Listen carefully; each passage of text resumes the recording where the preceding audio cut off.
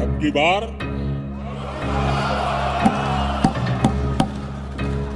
पूरा देश कह रहा है, अब की बार खड़गे जी भी कह रहे हैं, अब की बार 400 पार। ये नारा तो आप लोगों ने रूलिंग पार्टी की तरफ से सुना ही होगा। ये 400 पार यानी अगर रूलिंग पार्टी बीजेपी 400 सीटों से जीत गए तो क्या होगा? डेमोक्रेसी खतरे में आ जाएगी, संविधान बदल दिया जा सकता है, या फिर देश में डिक्टेटरशिप स्टार्ट हो सकता है। इसको समझने से पहले हम लोगों को संविधान देखना पड़ेगा। इंडियन कॉन्स्टिट्यूशन की आर्टिकल 368 में साफ लिखा है, an amendment of this constitution may be initiated only by introduction of a bill of the purpose in either house of parliament. तो पार्लियामेंट में एक बिल पास करने के द्वारा इस कार्य को शुरू किया जा सकता है। And when the bill passed in each house by a majority of total membership of that house and by a majority of not less than 2/3 of the membership of that house present and voting। जब वो bill parliament की सभी house में voting के द्वारा पास किया जाए, it shall be presented to the president who shall give his assent to the bill and thereupon the constitution shall stand amended in accordance with the terms of bill। और उस bill में parliament की सदस्य की voting 2/3% होना चाहिए